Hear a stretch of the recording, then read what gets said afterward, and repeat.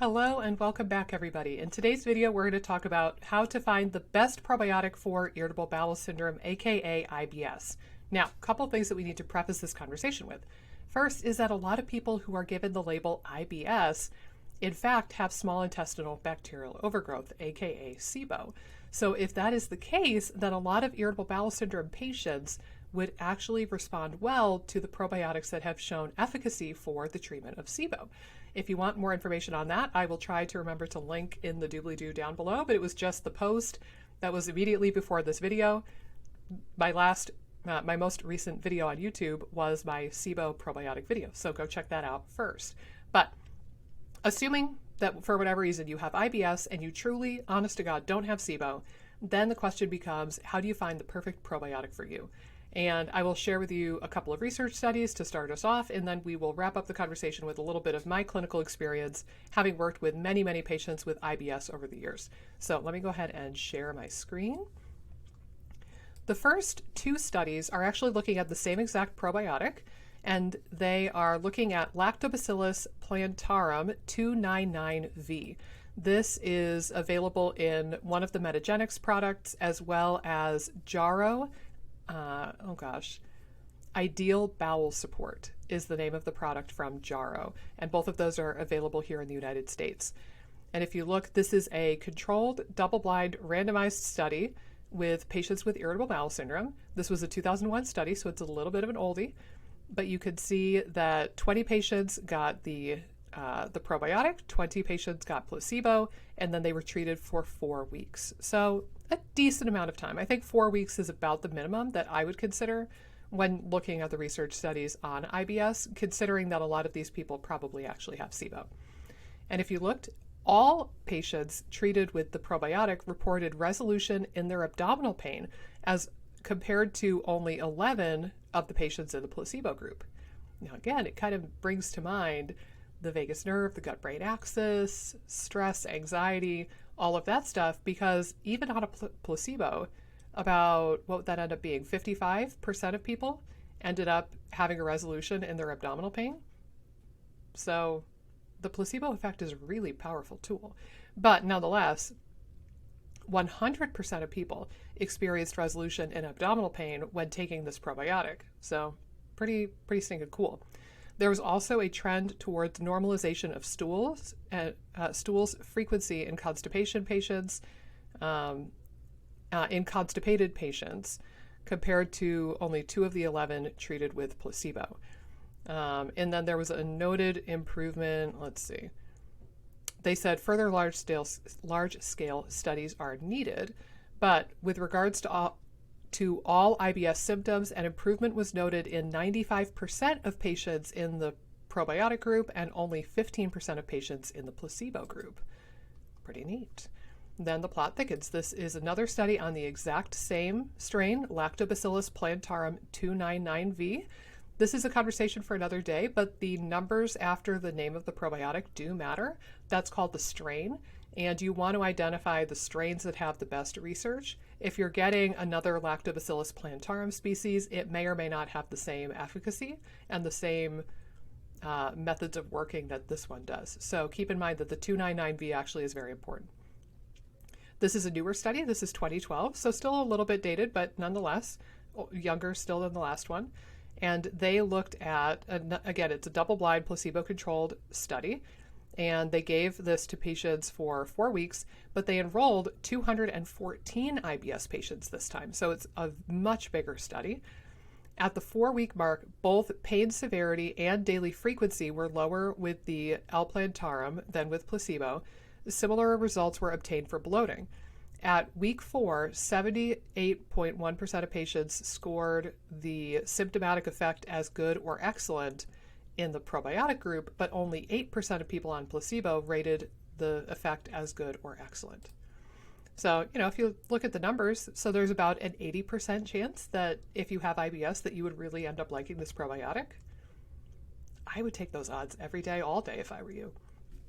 And I do have quite a lot of use of this. This is one of the top probiotics that I use in my clinic. It can help with pain, like the visceral hypersensitivity in particular, And this same strain has been shown to help increase iron absorption in humans by about 50%. So I use this a lot with my IBS patients, and I also use it quite a lot with people who are iron deficient. So keep both of those things in mind, and it might be a really good probiotic for you. Next, this is now looking at a different probiotic, but if you notice, they're talking about VSL number 3, but this particular study was from 2015. So any of the studies looking at VSL number 3, you need to know the date on it, because anything prior to June of 2016, or anywhere where the product was manufactured prior to June 2016, they actually no longer sell it under the name VSL number 3. Now it's called Visbiome, Visbiome. So if you want to take this particular probiotic and this blend, you are actually not looking for VSL number 3 anymore. There's a new product with that name, which is so confusing and dumb. There was a big legal battle a couple years ago, but now you're actually looking for a product called Visbiome. Nonetheless, the old VSL number 3, this is a randomized double-blind placebo-controlled study. They enrolled 42 patients with IBS, and they were randomized to either receive the old VSL number 3 or the placebo for 6 weeks. Again, 6 weeks, good amount of time. And they said abdominal pain duration and distension intensity decreased significantly in the probiotic group, along with increased in rectal distension pain thresholds. So, and they did make a note here that rectal sensitivity testing, that's one of the ways that they can kind of judge visceral sensitivity in patients with IBS, and I believe IBD as well. So there was an improvement in visceral hypersensitivity, or the rectal pain threshold, and there was a decrease in distension and a decrease in abdominal pain in the patients who received the probiotic. They noted some stuff about melatonin, and they thought that the way that the probiotic worked might be related to melatonin somehow, which is kind of neat. I don't know if that particularly matters as far as like insomnia goes, but it is kind of neat to think that that might be a mechanism for this probiotic. So the old VSL number 3, now called Visbiome, is one that could be worth looking into.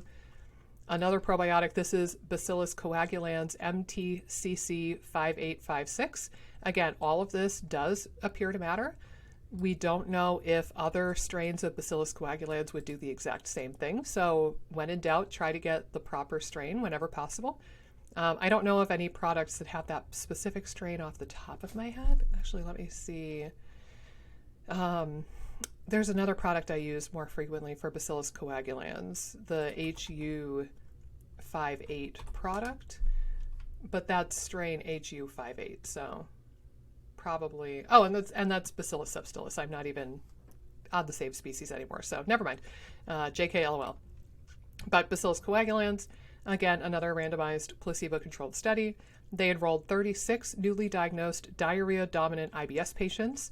And that's relevant too to note, is that because IBS can present as diarrhea, mixed, constipation, or no bowel movement changes, you're probably mixing multiple different mechanisms in here. So I like it when the studies try to be really specific and they look at IBS-D versus IBS-C versus IBS-M.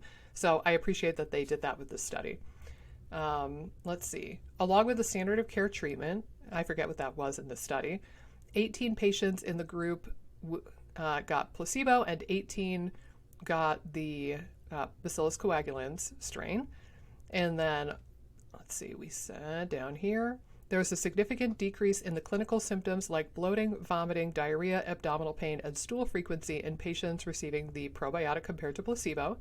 Similarly, disease severity also decreased and the quality of life increased in the group that was receiving the Bacillus coagulans strain. So another one for the win. And the last one I wanted to show you, this is a really interesting probiotic because it's actually E. coli.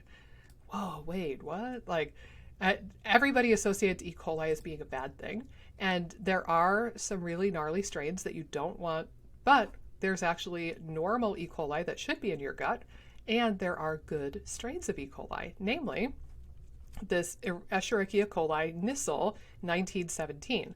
Now, you wouldn't want to go to like a CAFO and scoop some of that nice cow manure water and then drink that down, hoping to get an E. coli probiotic. But it's okay to take this one because it has been very well documented since 1917, in fact, to be very helpful for human GI pathology. And this, again, this plays into the whole strain specificity thing.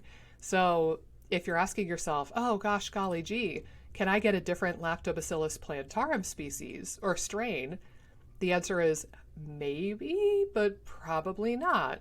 I mean, 2 different strains of E. coli could either give you heck of a food poisoning or cure your IBS potentially.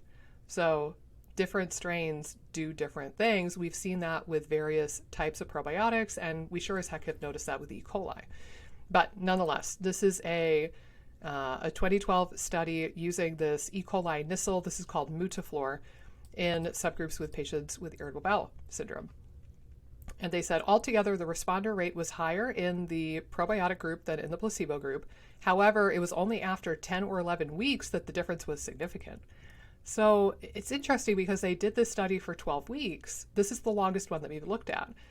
Pretty much all the other studies have looked at 2, 4, or 6 weeks. But they noticed that there was no statistical significance up until the 10 or 11 week mark. So some of those studies that are looking at probiotics might be really undershooting and not giving them as much of a fair chance as they could be. So at 10 or 11 weeks, the difference was statistically significant. And they said the best response was observed in the subgroup of patients with gastroenteritis or antibiotics prior to IBS onset. So people who got food poisoning or people who had antibiotics and then that preceded their symptoms. So if you are a patient, or if you are a person, sorry, Dr. Brain, if you are a person and you're like, hey, I was fine, like I pooped like a champion and I had no GI issues up until I ate that hot dog in downtown Chicago, then it was all downhill from there. Or if you were like, hey, I was doing pretty good until I took Cipro and then that trashed my body, or, a Z-Pak for a sinus infection, then this might be an even better one to consider getting yourself on. Again, in the brand name of E. coli Nissl 1917 is called Mutaflor, and that is not available in the United States, but if you do a quick Google search of buy Mutaflor, it'll pop up and you can order it either from overseas or actually you can order it from Canada. And if you get it from the company in Canada, it will get here relatively quickly. I've had patients get that and then it ships to the US within a couple of days. So I wouldn't sweat it too much. You can acquire it. It's just that you can't go to like Walgreens or Whole Foods to get it. So those are the handful of studies that I really wanted to show you to start off with. But here's the thing. Again, IBS is different and there's subtypes of IBS. And some people have IBS and also Crohn's. Some people have IBS and also celiac disease. Some people have IBS and in fact they have SIBO that's driving their IBS symptoms. Some people have leaky gut. Some people, there's all these different things because IBS is this giant umbrella term that ultimately tells you nothing. So, it's hard to answer the question, what probiotic is best for IBS, because IBS isn't really a thing in and of itself. It's a lot of other stuff. It's dysbiosis, it's leaky gut, it's candida, it's parasites, it's God knows what. So, we have some really good human clinical trials and placebo-controlled trials, but keep in mind that there's a lot about IBS that we don't know, especially if we don't get down to the real root causes and the real true diagnosis. If you stop at just IBS and you don't ever find out that you have SIBO or you have celiac disease, you're not going to be in a good position to heal fully. You need that information to inform your decision making so that you can pick the best therapeutic targets to go after. So one is that IBS is kind of a shit term, pun intended, because we don't know a lot about your body just from that base diagnosis. The other thing that I would argue, as much as I like data and as much as I like research and I have Google Scholar alerts that go to my email, and I am almost always on PubMed. I usually have like 5 tabs open on my computer with PubMed popped open, but there is a lot of stuff that humans just haven't researched yet. So there's just, we have not researched whether or not cheese is higher in calcium if it is eaten on the moon. Does it mean it's not true? No. And that's like a really random example, but just because we haven't researched something doesn't automatically make it false. So just because we don't have any research using, I'm just thinking like Lactobacillus acidophilus NCFMF strain. Just because we don't have research on that particular strain in humans with IBS, does it mean that it would not help? I would argue no. I think it just means that we haven't researched it yet. So, you know, you can lead with research, you can lead with information like this, but be cautious to not put too much weight in that illusion of knowledge, because there's a lot of things that we don't know. And that's why for me, I joke, I gave up years ago. I mean, you probably have seen my other video on this channel. If not, I'll try to link it down below. But I told all of you all probably 2-3 years ago now that I said, screw it. I don't know who is going to like what probiotic, and all of my SIBO and IBS patients and my IBD patients, I typically will have them speed date probiotics, where I'm having them just blow through them really quick, like 2 days of each, rapid fire. Just 2 days of 1, 2 days of 2, 2 days of 3, 2 days of 4, and they're numbered and they just go through, and it's a blinded experiment, and I have people try a whole bunch. And what I'm noticing is that for people who have SIBO or IBS or IBD and they have a lot of gut symptoms, the beauty of it is that they typically will notice some noticeable shift from the probiotics within the span of those 2 days. Certainly we can weed out the products that people will hate, and then we don't have them buy a bottle of something that they know they're going to hate. Like I had a patient a couple years ago with SIBO, with IBS, and she bought a bottle of VSL number 3 at my recommendation. And then I think I got, it was either a text message or an email about 2 days later, and she informed me that she hated it and she would never take it again. She only was able to take 1 or 2 of the capsules, and she was going to throw the rest in the garbage because it made her feel so much worse.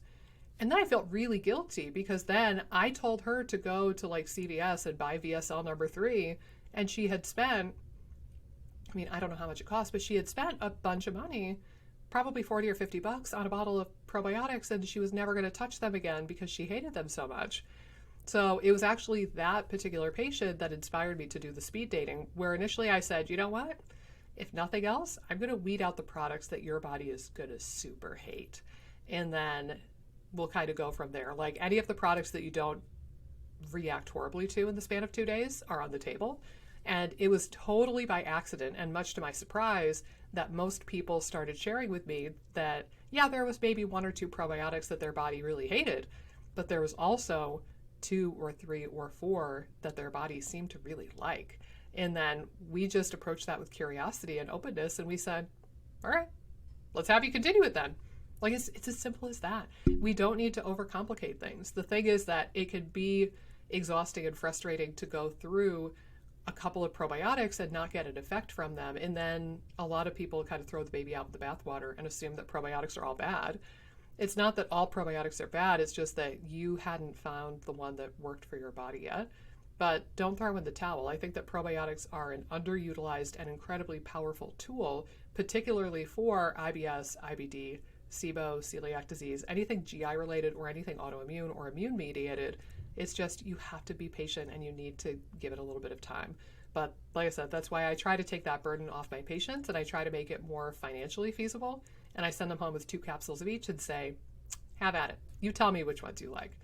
But if you wanted to lead with research and lead with your left brain, I at least provided you a handful of studies so that you could select a few of the really well-researched ones. So go ahead and go get you some probiotics, and I wish you the best of luck in your healing journey. Hey guys, if you like this video, be sure to subscribe, ring the bell, click the like button, and leave a comment down below with the videos that you would like to see me do next. Doing all of those really helps support the channel and support my efforts in making as many videos as possible for you guys. Thanks so much, and I'll see you in the next video.